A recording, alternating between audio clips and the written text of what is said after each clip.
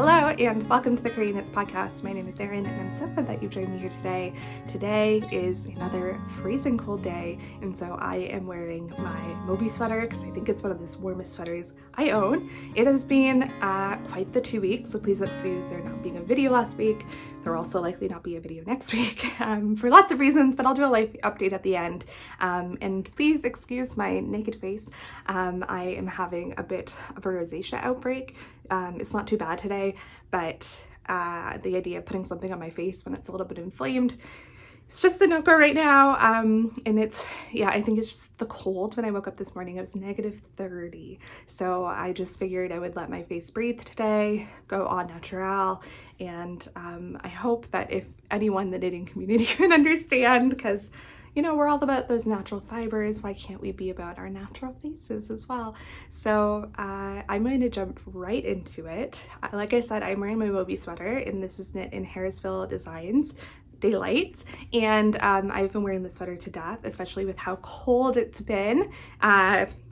It's just been an amazing staple in my wardrobe. I'm so glad I have it. And I'm not the only person in this household that has just been loving the sweater. My husband has also decided that this is also his sweater, and that was fine. I was mildly annoyed because he literally took it off my back one day to wear around the house. It was amazing. He was like, oh my gosh, it keeps me warm, but like not too warm. And it's like the fabric's breathing. And then I got to educate him on the properties of wool, which is delightful. But then he wore it for a whole day and got spaghetti sauce on it. And then there was a mysterious hole that appeared right in the middle of this sweater. So he's on a sweater ban for now. I had to mend it, which was not fun. I was able to basically pull the pieces that came apart and knot them in the back, and I don't know how long that's going to hold for, because obviously that's not the most ideal way to mend something. So I'm just kind of keeping an eye on it. I think, because the hole was right near where the spaghetti sauce was that he hadn't rubbed it too hard. So I don't know if that's an indication that this yarn is kind of fragile. But yeah, so kind of the mystery of the hole in the sweater. So he hasn't worn it since, and it's been my sweater. But he was talking about making one for him as well. And he loves this yarn. This specifically is the yarn that he asked for, and I went and priced it out for him. And he was like, oh, actually that's kind of expensive. So I think that we're gonna repurpose his cardigan to make him a Moby Sweater man. So basically, if you've been around for a while, you'll know that my husband asked for a wool cardigan for Christmas / his birthday that I never finished because I'm a bad wife. And I was making him this one.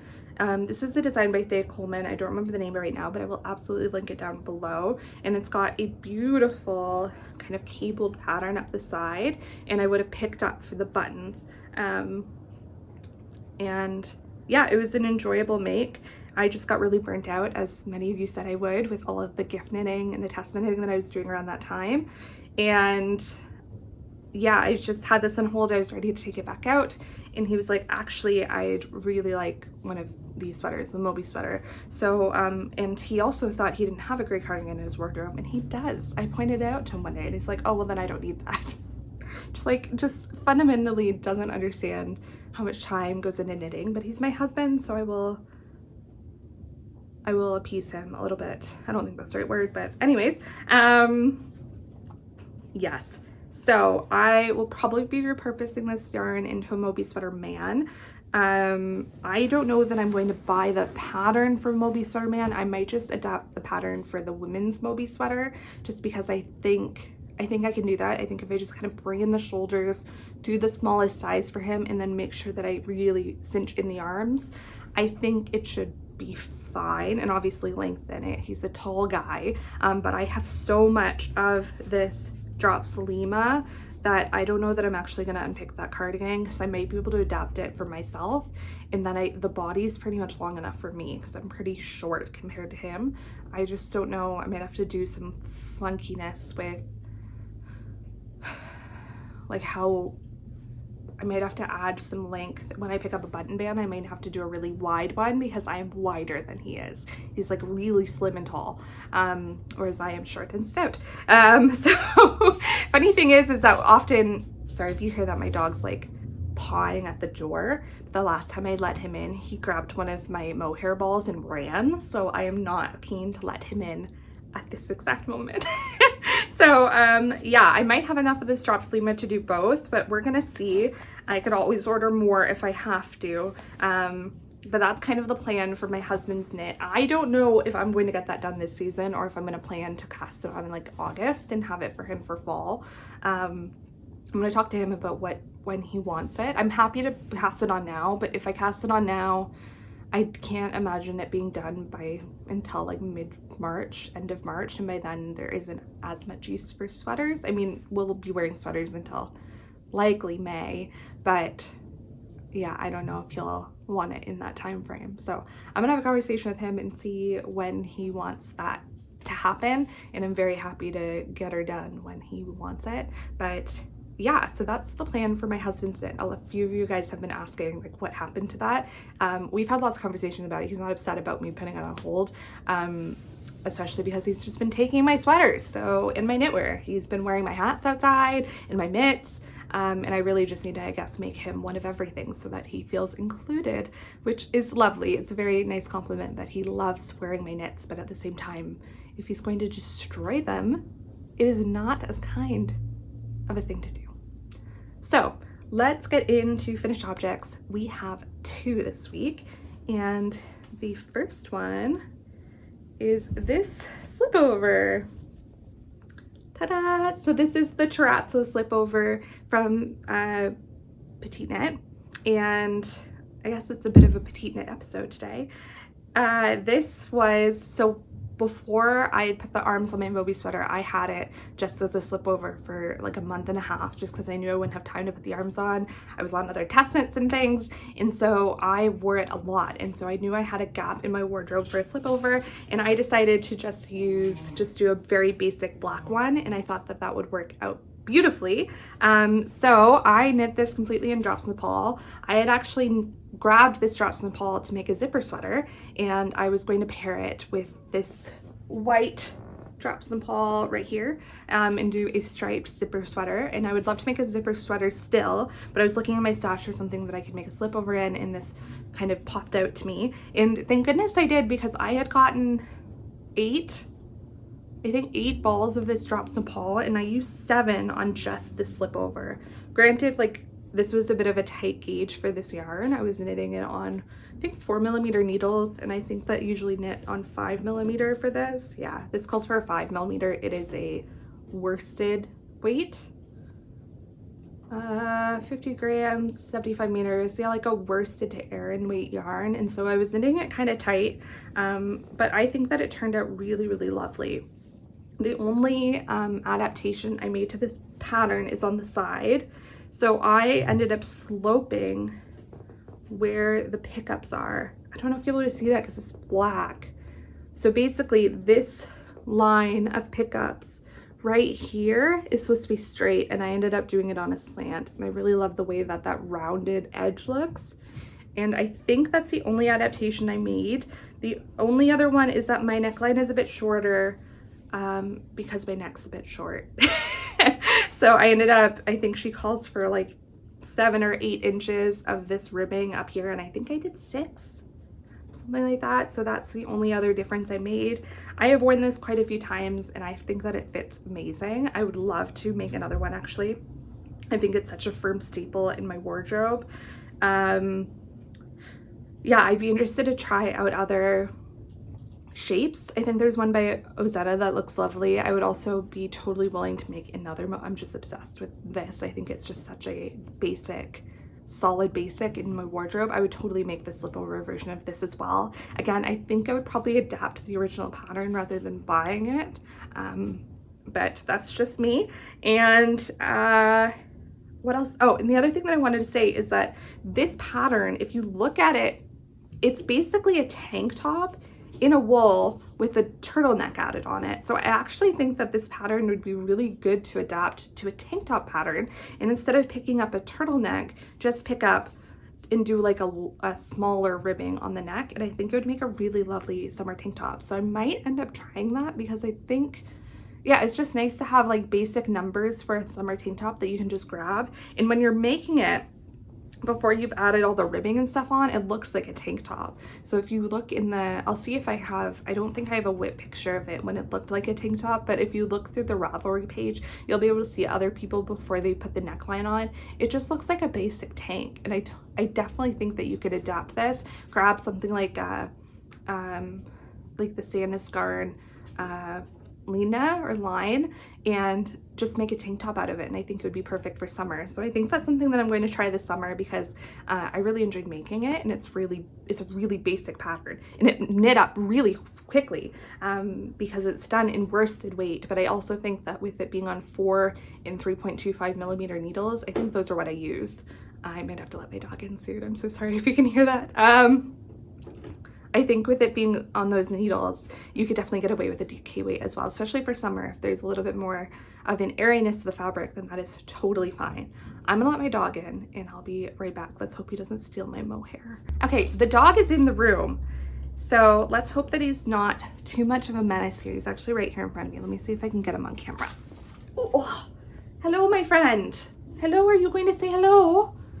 He is pretty needy right now because we had someone over this morning, an old friend. He had offered to come take a look at our door, which was catching, I think, with the cold. And he fixed it, which is amazing, but he was very upset that there was an intruder in his house, which is very upsetting for an anxious dog like this. So now he's kind of clingy. So how delightful. We now have a dog in the podcast. So let me talk about my next finished object while he's on here. So with the incoming super cold weather, I decided on a whim that I needed some mitts because I only really have hand warmers, like the kind without the tops on them where your fingers are exposed. And I knew I would be going to the office a lot this week and getting up early to drive in. And it was like -20 some mornings when I woke up. And so I decided to make some mitts. These are in some leftover drops air that I had in my stash from a ranunculus that I made. And I held it double and they're perfect. I love them so much. These are the World's Simplest Mitts pattern from tincanknits. It is a free pattern and it's pretty remarkable. Yeah, do you like it? Do you like it? It's a pretty remarkable pattern because they have the stitch counts listed for everything from a fingering to a bulky weight, from baby to adult, in 3 sizes for adult as well. So it's a really comprehensive pattern that I can see myself using for years to come. I think it's really remarkable. I decided to hold it double because I wanted it to be a quick knit. I was able to knit each mitt in an hour. And what I love about them that I didn't even realize was something that I needed in my life is that I could adapt it to my hand shape. So I have small hands and they're really like short. And so every kind of mitt I have ever made, I've had extra in the top, like it's kind of flopped around, especially my thumb for whatever reason. And these I can make fit into my hand so my hand comes right up to the top. And I never realized how much I would love that. And like the thumb fit, let me take one off. The thumb hole fits, it fits my thumb. That's like my whole thumb in there. And I didn't realize how like remarkable that would be. And I know we talk about knitting things that it will fit you perfectly, like you're knitting for you. And with most sweaters, I'm kind of like let go and let God.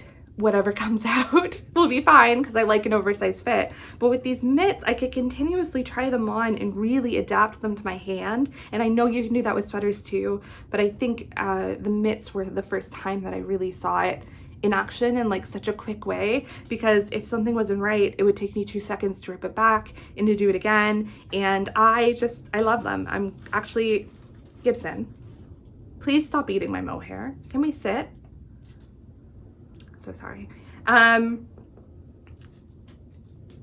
Yeah, and I love them so much. I wore them to work, and I'm actually going to be making them for my colleague because she loves them so much as well. And I actually have, I think, enough of this yarn to make another pair. So I held Drops Air double, and I did the bulky size in the adult small, and that was perfect for my hand. I ended up making them shorter than what the pattern recommends, and I did, I think, everything else exactly according to pattern. So I just love this pattern. I would be very interested to make them in different gauges, although I can't imagine a fingering weight mitt. Like, I feel like the whole point of mitts is to make them bulky and like squishy, so I can't imagine myself personally doing them anything in under a DK.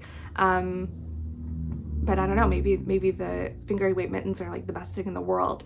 What I can see though is some people have adapted this pattern to not do the decreases and to just do like a ribbing on the top.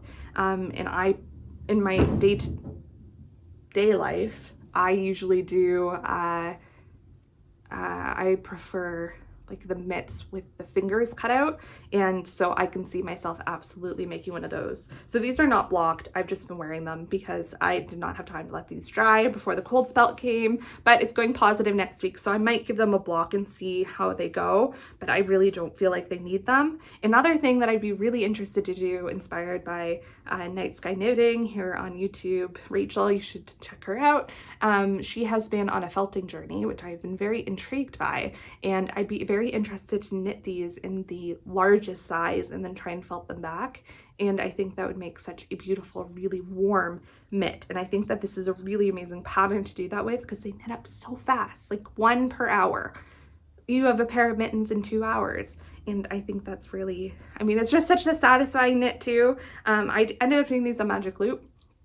I could very easily do them on DPNs, but for whatever reason, I am a DPN girl. I do almost all my sleeves on DPNs, but for whatever reason, for like small circumference full items that aren't attached to anything, I find magic loop a little bit easier. So that's what I have been using for these, and I love them. I will definitely have more to show in the future.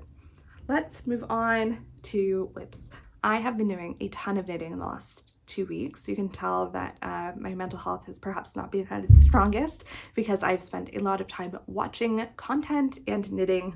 My whole idea with intentional knitting and trying to find that this January has not happened for me, unfortunately. It's still something that I want to pursue, and it's something that I'm now a little bit more mindful of, but there's just been a lot going on and my brain is not playing nice with me, so I have been spending a lot of time knitting. And one thing that I finished is the body of the Heartland sweater. Let me show you the bottom here. So that's what this is looking like. This is knit in new to den, and it is like my first time using new to den, and I will say that this finished body is beautiful. I gave it a very quick steam and it did grow a little bit, but I actually feel like it's not going to grow very much at all, which I thought it was going to grow a lot more. I did a swatch. I did not block the swatch, so I'm a terrible knitter. And again, I'm let go and let God. It fits well. It actually fits really well, surprisingly. It is, I would say it has maybe 2 inches of positive ease, and I usually go for way more positive ease in my knitwear, and so it's like it's a fit of sweater that I don't actually really have in my wardrobe, which I'm excited about because it's actually going to fit pretty close to my body. And I actually think that looks really amazing. So really, I think like this is almost done. I really just have to put the sleeves on it, and I think it's looking amazing. I love this color work. I think it's stunning. And I did add a little bit of color work to the bottom here. I actually messed up the first time I did it, and I had to rip back, and let me tell you, knitting, tinking back in new to den is not fun. Just because it's unspun, it's a really delicate process, even more so than knitting it. So that was fun and interesting. So this bottom section here took me hours just because I had to knit it and then re-knit it, which was annoying. But I basically just took the motif from up here and put it backwards down here, and I really just love the way that that kind of ties everything together, and I really just love the way that it looks. I love that it kind of looks like an audio file kind of at the bottom here. But yeah, I just love the way that this is coming out. I'd love to finish it soon because it's super warm, and now would be like February would be the month to wear it. But I am going to stay at my parents' house next week, and then I'm out of the country the week after, and so I don't want to be bringing plates of new to den around with me just because it's so delicate. So I actually don't think I'll be able to finish this until the end of this month, which is sad. So this is going to be on hold for a little bit until I am back home and knitting from my home, because I could bring new to den with me especially to my parents' house, but I just don't want to travel with it.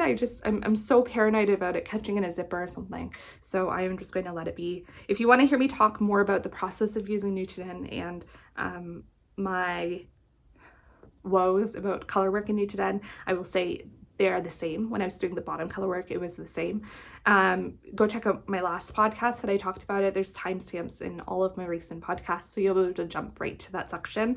But I don't want to exhaust it. I'll talk a little bit more when it's a finished object about this in the process and how I feel about the yarn, but safe to say, I'm very happy to have the body done and I'm excited to get going on the sleeves.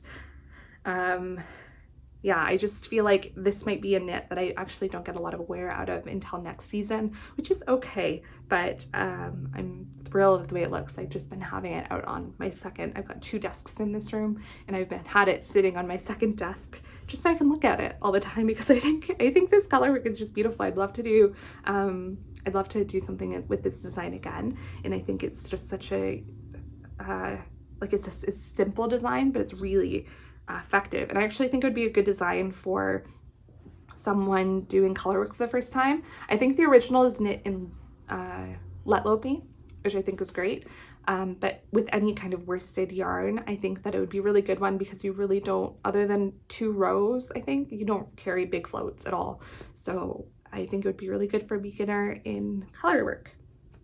Let's move on to the next one. So it's funny, almost everything I'm showing you today is not connected to yarn because I've finished off sections. And this next one is something that's been a bit of a long time coming, but I have finished the first arm on my Semper sweater V-neck edition. So I had test knit this for Sophie, the Knit Purl girl, and it was a lovely test knit. Everyone in that test knit group was absolutely incredible, and the qualifications for the test knit was only that you had to finish the body. And so because I had so much else going on, I finished the body, set it aside, and so I finally gotten back to it to finish the first arm. And I will say I am obsessed with the way that this is fitting. This is the first arm. It has a light, let me put it properly here. It has a light tapering effect, and you can see me counting my rows there. And I just think it's lovely. It's it's designed to be cropped. And she has a crew neck version of this as well, which is lovely, and I might knit one day. And I will say that the arm went by pretty fast. One of my woes with this is that I found it really uncomfortable to knit on. This is knit in, do I have it? Yeah, Drops Flora and Drops Kid Silk. These are the colorways here.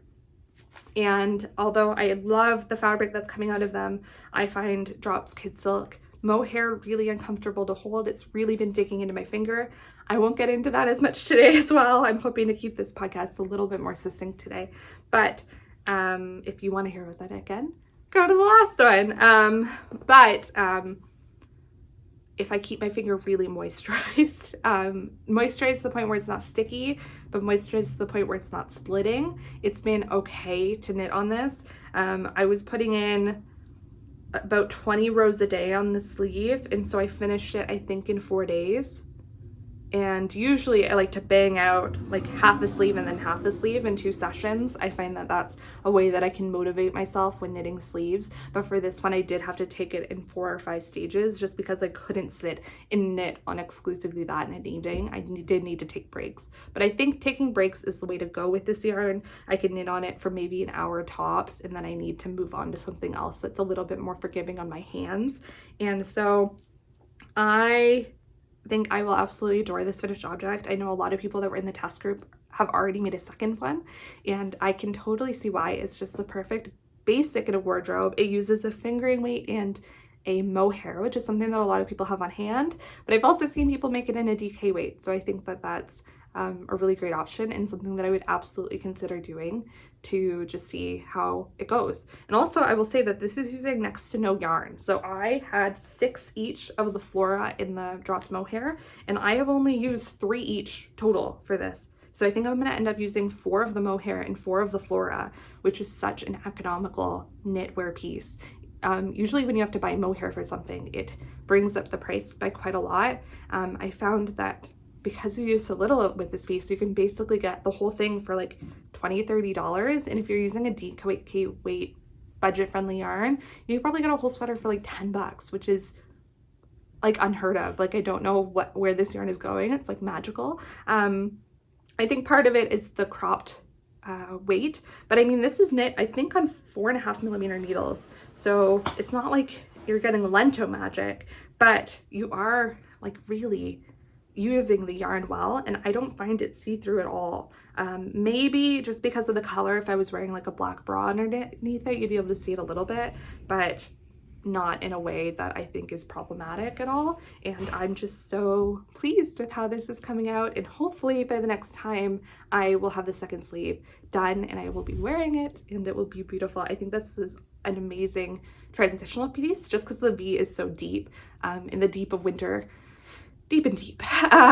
In the deep of winter, it might be too chilly on the neck. You might have to wear a scarf with it, but I think it's the perfect piece to transition into early spring because it is warm, but it is not like too cold. It's a terrible way to say it, but I think it's just a really good transitional piece, and I can definitely see why people are making more than one, and I might do the same. The next two whips I think are new to the pod, and I have done a lot on this first one. This is where a lot of my knitting attention has gone in the last couple of days. So I started out with, I had bought this yarn for Christmas. This is Woolstock Worsted in their color Time, I think. Is it Time? Wild Time, look at that. And it is just stunning green color. And I have been staring at it basically since I bought it and dying to cast it on. And I looked at it one day and I knew it was soft and nice to knit with because I've knit in Woolstock before, and it is one of my favorite yarns of all time. And with how much the other one was hurting my fingers, and I had just cast off this, I had cast off my cardigan, I had cast off my my slipover, I'm like, you know what, I am going to treat myself to a new cast on, and I knew I wanted to use this yarn. I had first cast on for the Guernsey Genser, and it did not work out for me. I think that the variation in this yarn paired with the patterning of the Guernsey Genser, it was just not a match that I wanted to pursue. And so I was like, you know what, this yarn needs to sing on its own. The variation in it is so beautiful. I want to give it a stockinette base. And I was looking amongst all the patterns that I had, and I was like, I don't really know if I'm seeing the perfect thing for it. And then I remembered that I had received a credit for one Ozetta pattern because I just did a test knit for her for the port sweater. And so I decided to purchase with that credit the Lakes Pullover, which looks like this. I, yes, have finished the whole body. Can't be stopped. And I am just loving the way that this has turned out. So this has a saddle shoulder construction here, and it's pretty simple throughout the rest of it.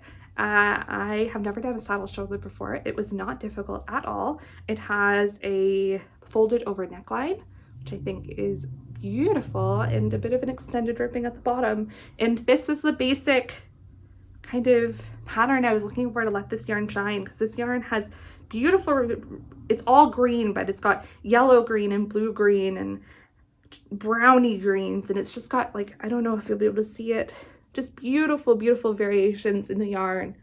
And I think that this stockinette base is the perfect thing to really just let it sing. So the only adaptation I've done so far is with the folded over neckline. I had mentioned before how this Moby Sweater and my sweater number 23, which is still on hold, I will get back to it, but they both had this really genius way of doing folded over necklines that involves a little bit of double knitting. And this just had a traditional folded over neckline, but I decided to grab the folded over neckline from each of those patterns and do the double knitting because I just love the way that it turns out. And I think it looks amazing. It really doesn't change the look of the pattern at all, but it just allows the neckline to not bubble out as much and sit a little bit nicer. And actually, I've tried this on, and I think I might be able to get away with not having elastic in this neckline, which is, I mean, I'm sure I'll have to put it in eventually as it wears a little bit more, but like unbelievable that I can go without having any elastic in this neckline. I don't think I have any other double over collar that doesn't have elastic in it. No, I don't think I do. So that's really cool if I'm able to get away with that. So I basically just have the arms to go. This is such a soft sweater. I love this yarn. I love this yarn. I I've been kind of holding out hope. So we found out that my local knitting store, yarn store, is moving to a different city, kind of up north in cottage country, which is unfortunate. It was the only one that I could get to quickly, and it is the only one that is within kind of a reasonable radius to me that sells wool stock, which is really sad. So before they move, I'm hoping they have a sale and then I can pick up some more wool stock, just because I think it is my favorite yarn of all time at this point. I adore it. But I would love to get at least one more sweater's quantity of it. I love that they have these chunky 150 gram skeins. So they sell 150 gram skeins and then 50 gram skeins. And I love these chunky ones because you just don't have to worry about spit spicing or dealing with ends and things like that quite as often. And I find that they go such a long way. And so I can get a sweater out of 3 of these, and it makes it so that the sweater itself is around $90, which I mean isn't the cheapest sweater, but I mean for the quality of this wool, I am completely willing to pay it. And I know that I'm going to have this piece for a long time. My other sweater that I have in this yarn, that is the,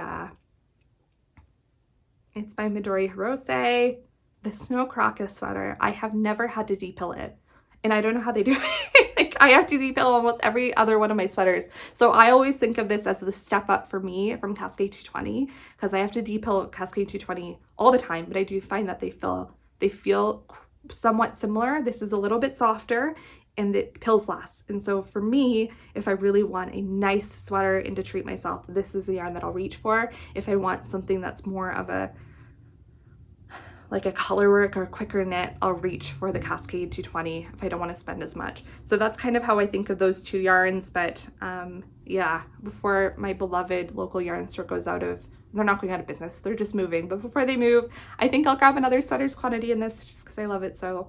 But I'm secretly hoping that they'll have a sale, like a moving sale. We shall see. I should probably not hope for that because she probably needs the money to move and stuff. I think our plan is to still deliver within the Tri-Cities, my area, like once a month. But I don't know, I just like to go pick up my yarn. I find it very weird when shops are like, oh, I'll deliver to you, but they're like a local shop and you know that like the owner's just driving around in the car. I'm like, I don't want to I don't want to make you do that. That's weird to me.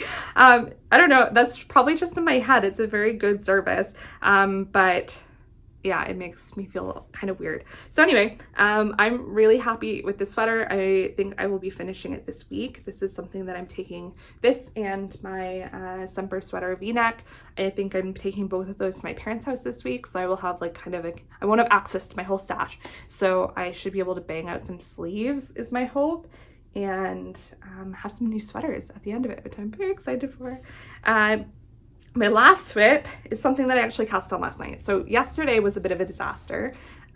Maybe I will get into it now. So basically, we just moved into our house a month and a half ago, and it's been great. I genuinely love this house. I question it sometimes. I love this house.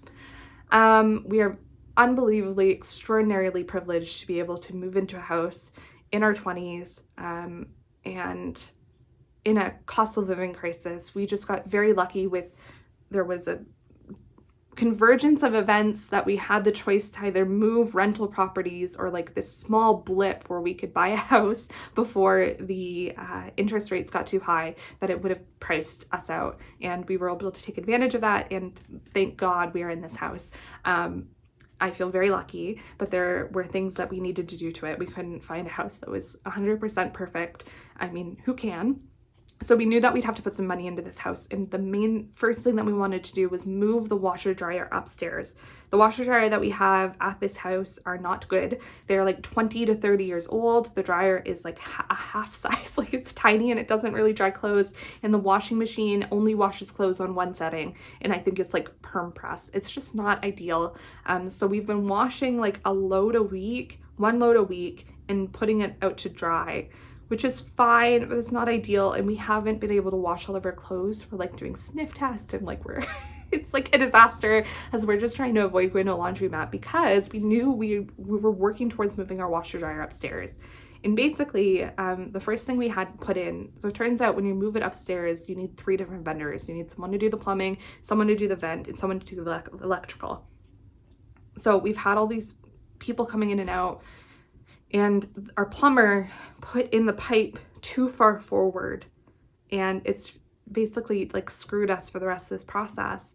And we ordered our machines. They were finally coming after getting delayed, and they showed up and it didn't fit.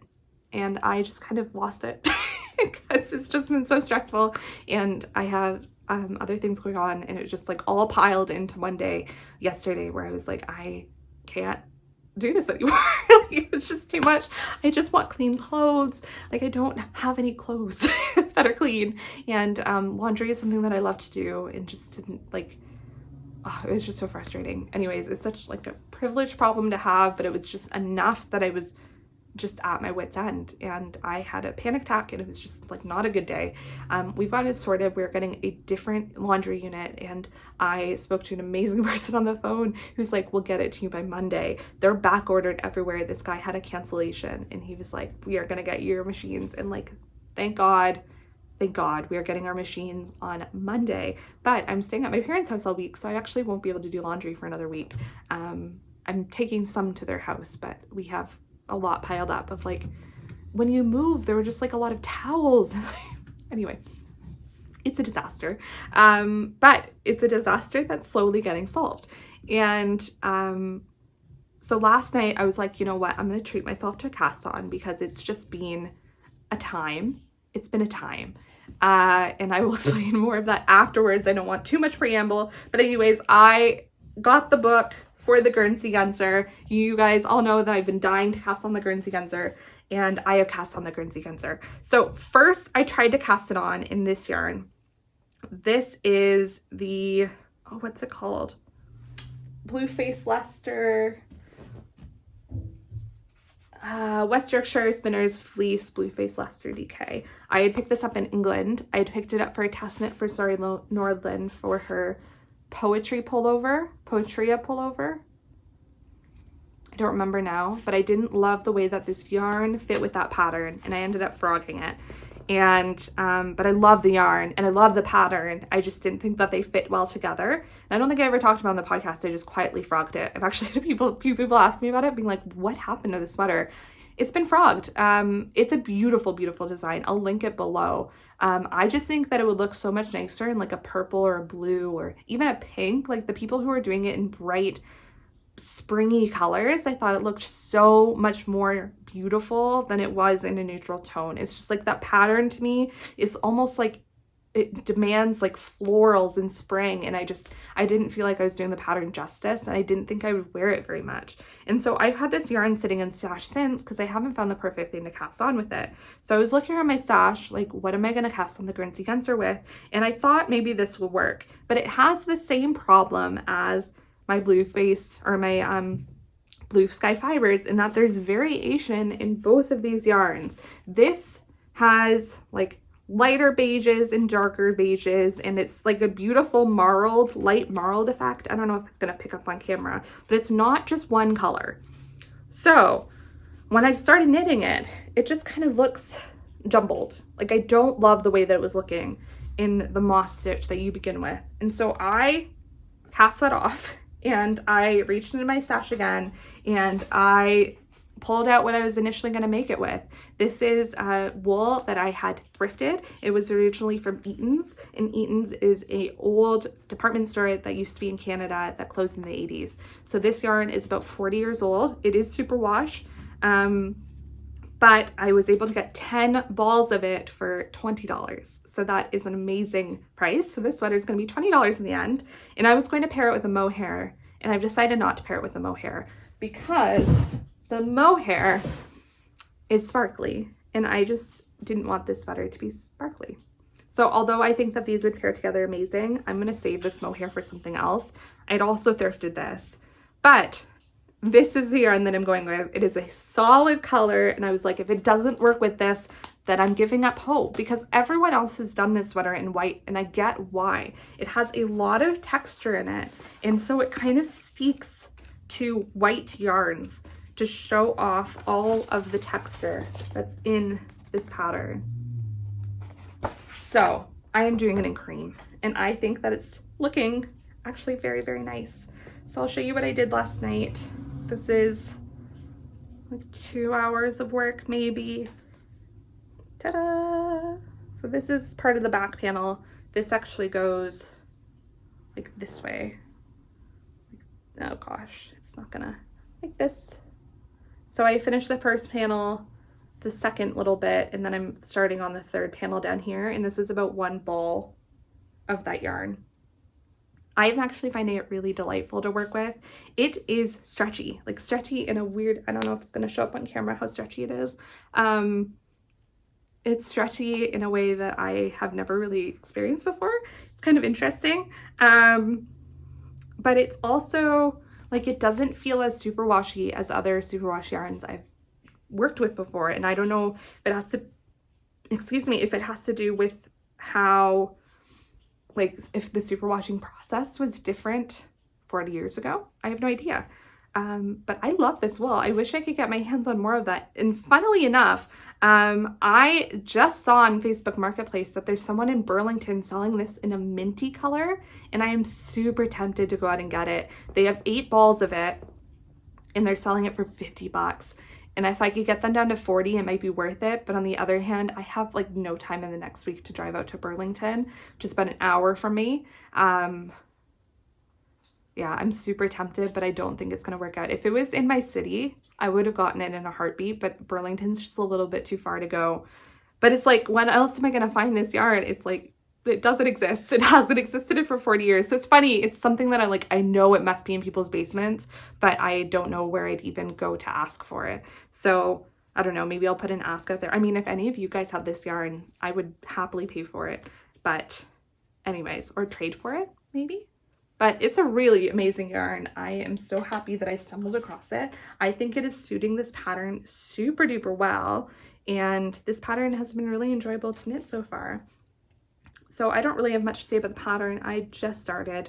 I will say that it is written like a Scandinavian pattern in that they don't really hold your hand through the knitting process in the same way that an American pattern would. So I would just, if you are a newer knitter, I would stick to American books and American designers and then reach into more of the Scandinavian things. I find that even PetiteKnit can be, you have to use a little bit more brain power because she assumes some basic knowledge about knitting. For example, I don't think they ever told you how to do a moss stitch. They say, do moss stitch. I might be remembering that wrong, but like, you just kind of need to know what you're doing, look at the pattern, look at the thing. And yeah, and it's also all in metric for my American friends. It is all metric. There are no imperial measurements. So just be wary, have like a ruler with some metric on you because you will need it. They say like, go for some such and such centimeters. You want to be able to measure the centimeters. But other than that, I think it's an amazing pattern. I'm so excited to finally be working on the Guernsey Genser after like a year of trying and wanting to knit it. So I'm very excited about that, and I think I'll be taking that with me as well to my parents' house. I have just a few acquisitions, so let me get into those next. Sorry, the camera angle changed. My dog came in and just crashed right into it, so that was delightful. Anyways, we were getting into acquisitions. Actually, I can already see, I've got a mirror behind you, and to try and see what's happening, and I can already see it's crooked. Is that better? I don't know. So the first one is a very exciting addition. I had one of you guys reach out to me when I was talking about the Shibui. Is that how you say it? Shibui?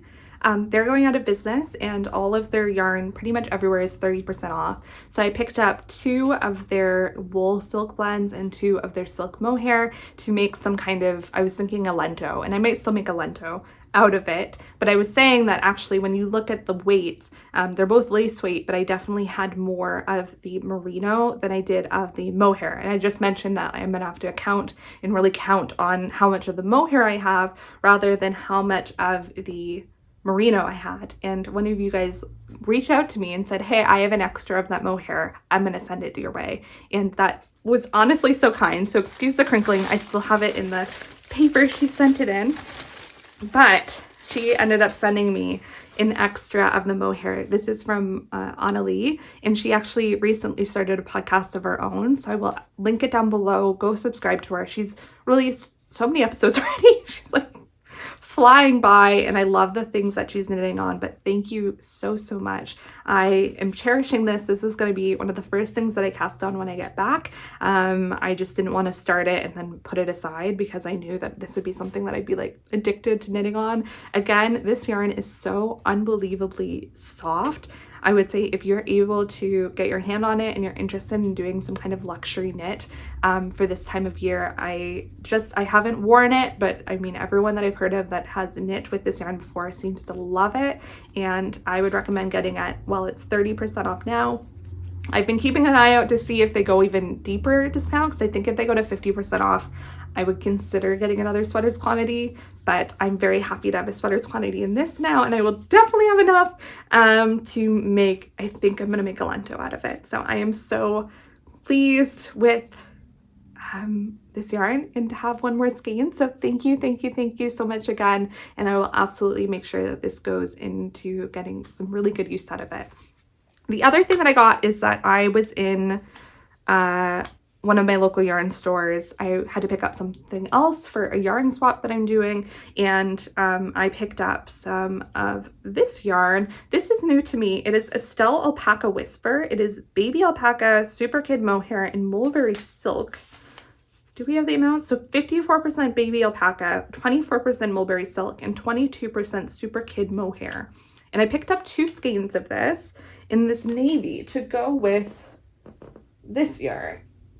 This is the Purl Soho Linen Quill. I had gotten this for a fingering weight colorwork sweater that I was planning to do like a year ago and never got around to doing, and now I won't go into it, but I don't really want to make the design anymore because of some choices that the designer has made. And so I actually decided I wanted to make another tulip Guernsey out of this, but I needed a mohair to pair with it.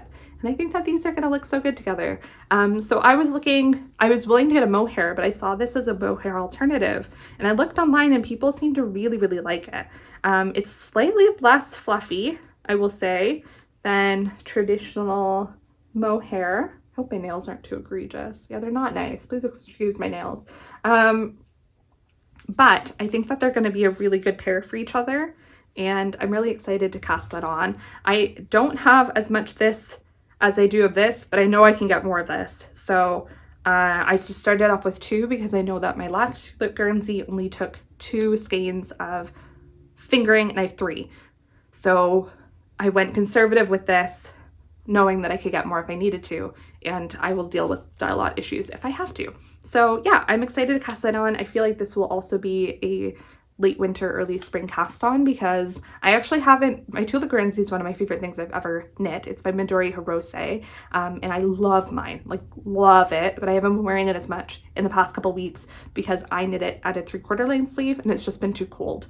So I think that this will be a nice transitional knit, and with a bit of linen in this as well, I think that they're just a perfect combination. So the linen quill is 50% Highland wool, 35% alpaca, and 15% linen. If you are on knitting YouTube, you've probably heard of it. I haven't actually knit with it, but I've had it in my stash for a while and I've been very excited to knit with it, and it does really feel divine. And I'm just very excited to finally get this out of my stash and on my body. So that is something else that I will be casting on in the near future.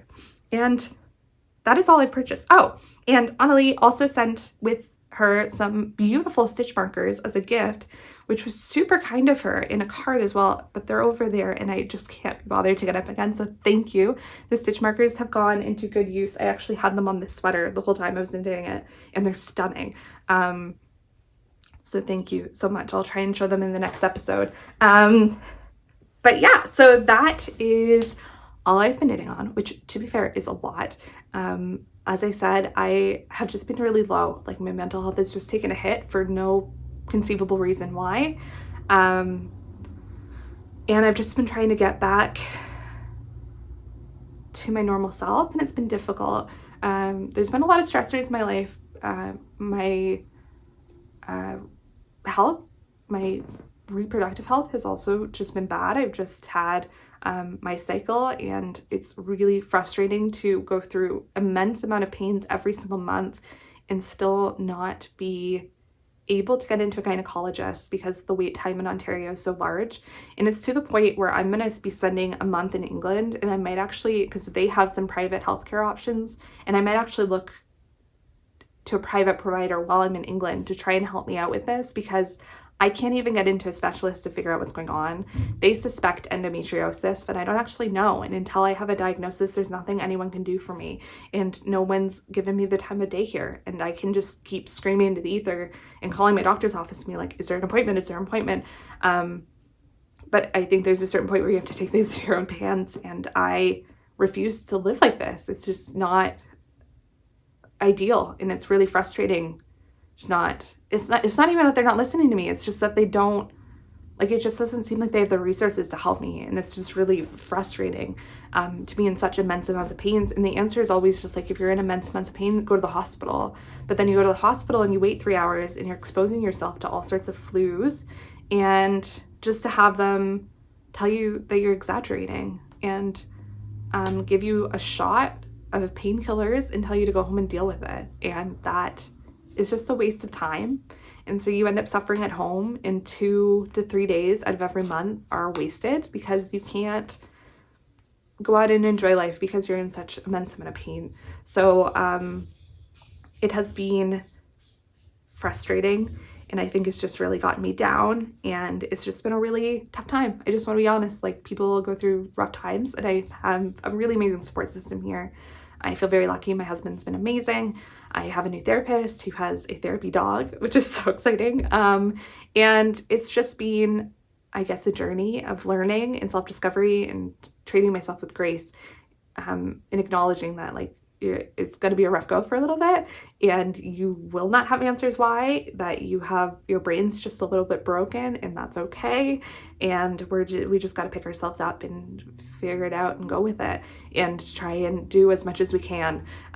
It's tough being in a really high pressure job to also deal with that, because you have to, like, put on airs a lot of, yes, I am the best student to step through these doors, and you need to fund me for these reasons. And it's really tough when you're in a stage of depression and you don't feel very highly of yourself to then write in an application like, I am the best person to do this, and to convince yourself of that, because it's really hard. It feels like I'm pretending a lot, and that I don't actually know what I'm talking about. But then you have moments, like I had a moment in the office the other day where I had a PhD come to me because I was an expert in something, and they called me an expert, and I was like, okay. You have these moments of kind of like, it's euphoric, where you're like, oh, like, all this work that I've done, someone sees me as an expert in something. But then when I write down that I'm an expert in something, it feels like I'm putting on airs for some reason, because I just don't see very highly of myself in that regard at this moment. And I think it's just a problem in academia of, like, the more you know, the more that you know that you don't know. And I'm over that hump where I just look at all that I don't know, and how far ahead people are. But yeah, I just have to remember that like, this is a phase, and that your brain's just a little broken right now, and it's hard to have your brain fix your brain. And so you got to treat your body the best you can and let your brain mend itself, and your thought patterns and your mood will improve. But you need to give it some time, and patience is not my strongest virtue. So we are working through it. But anyways, if you see that things drop off a little bit, that is why. I still have a lot of plans for videos. I just don't have the wherewithal to do them, because I spend a lot of time staring into nothing and just, like, lethargic and, like, unable to motivate myself to do things. So with the time that I do have the motivation to do things, I need to do things like clean my house and work on my job. So yeah, I mean, on top of that, I am staying with my parents' house for the next week because they are on vacation, and I'm staying with my sister. And then the week after that, I am going on vacation with my husband. So the next 2 weeks, there really may not be many videos at all. I was going to talk in this video about what I'm bringing with me on vacation, but perhaps I'll just talk about it once I'm back. So I will probably, the next podcast you'll see is probably after I'm back from vacation, which is it's about 3 weeks. So if there isn't a video for 3 weeks, I'm sorry, that's why. I'm going to try and put up a video kind of in the in-between mark. I've got like 3 days at home between both of those things that I'm gonna see what I can do. I might finally do the crafter and tutor, but I have a few other ideas as well. But yeah, so that's what's going on over here. I hope you guys are all having a lovely winter and that you're enjoying the snow. Looks like in this area anyway, I might be going away next week. So if you are a snow lover and a snow sports person, I hope you're getting your fill. But yeah, I just really hope that you're all having an amazing time and maybe a better go of things. But I think we all go through ups and downs in life, and that's just the way it is. And I think, I don't know, I've always wanted to bring honesty to this platform.